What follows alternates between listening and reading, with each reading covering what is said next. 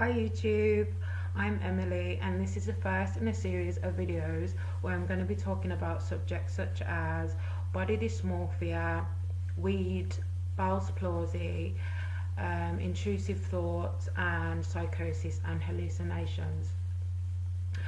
So I'm going to be sharing my personal experience in the hope that I can help at least one person. This video in particular is about hallucinations and psychosis and how I've managed to overcome the illness. So if you're interested, stay tuned. I'll walk you through my understanding and also ways you may be able to prevent the illness happening to you or somebody that you care about. So, hallucinations.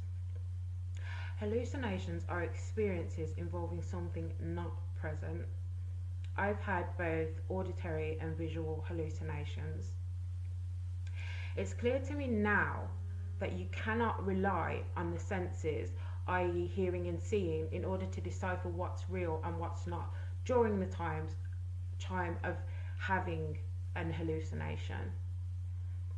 So yeah, I'd been hearing and seeing for 25 years, although at the time of having an hallucination, I just couldn't believe that my mind was creating them, because it felt like hearing and seeing.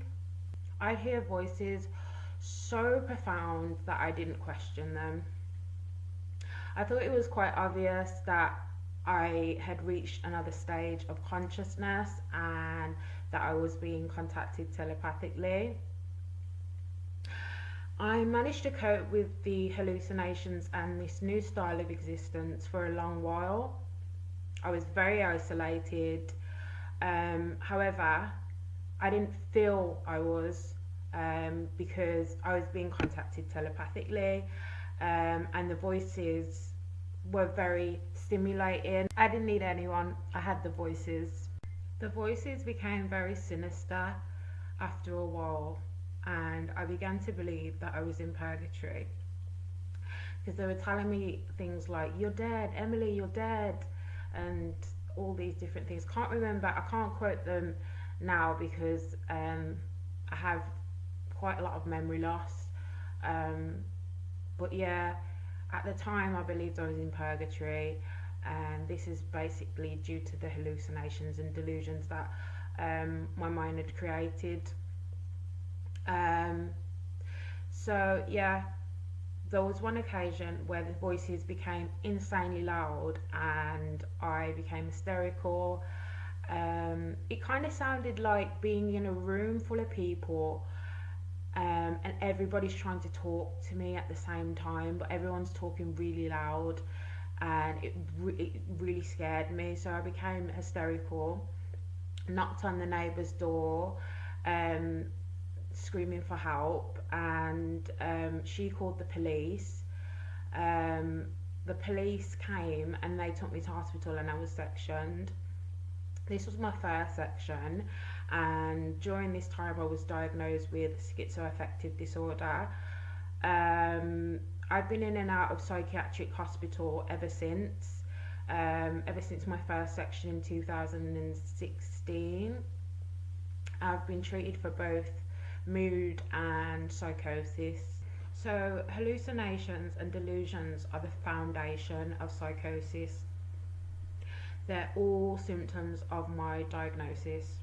Psychosis affects your emotions and senses and makes it difficult to function like a normal human being. I imagine it's like taking a psychedelic drug. They say that you reach another state of consciousness when taking them. This is exactly what I thought had happened to me during the times I was unwell. The dictionary describes psychosis as a severe mental disorder in which thoughts and emotions are so impaired that contact is lost with external reality.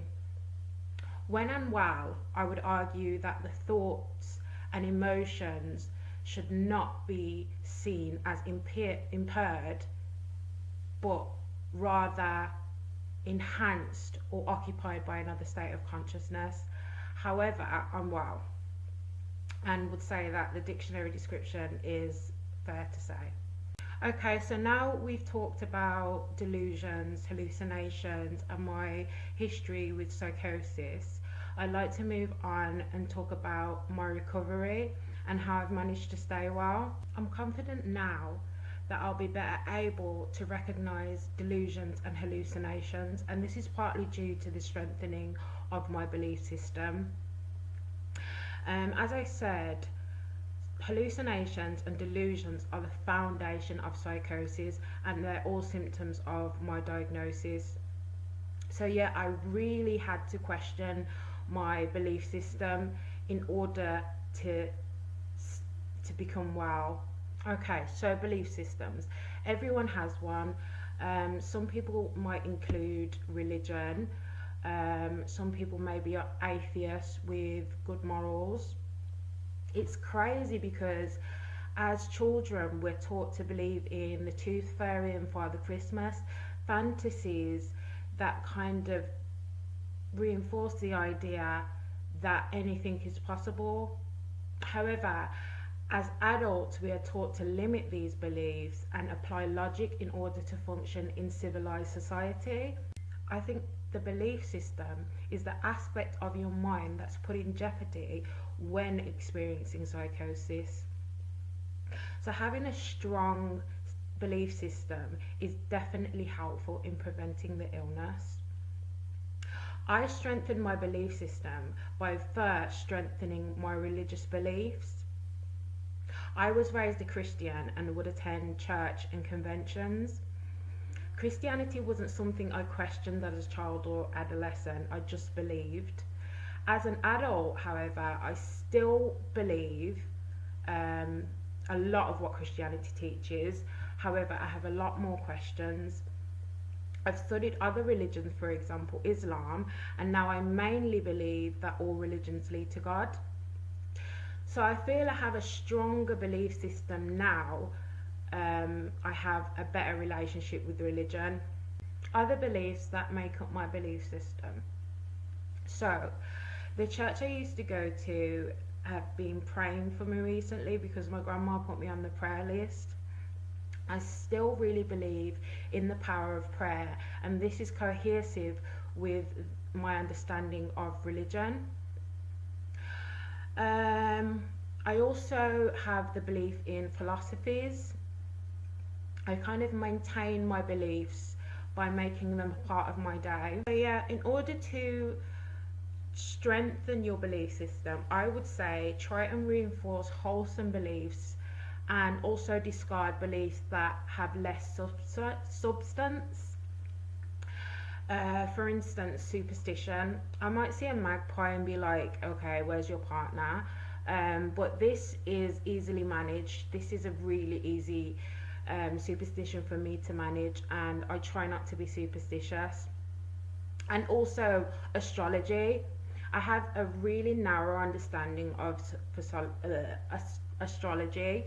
I might look up someone's star sign when I first meet them, or if I'm on the bus, I might be tempted to read my daily horoscopes. But I do exercise some self control. If you're going to have a belief, know it well. What else have I done to stay well? I looked at my delusions, for instance, telepathy. I understand there's no science to prove it exists. So yeah, researching your delusions can help in preventing full-blown psychosis. You might come across information whilst researching that reinforces your delusions. I did when I found a TED talk by Phil Bergs called Psychosis or Spiritual Awakening. However, by looking at statistics and having a good understanding of probability, you should be able to disregard delusions. What else has helped? Modern medicine. Modern medicine has really helped. If you've ever been treated for psychosis, then you know that you'll be offered a antipsychotic drug in order to achieve wellness. I'm currently on olanzapine 15 milligram, which is believed to be rebalancing the levels of serotonin and dopamine in my brain, preventing hallucinations. Now, I believe this is effective. It's not an exact science.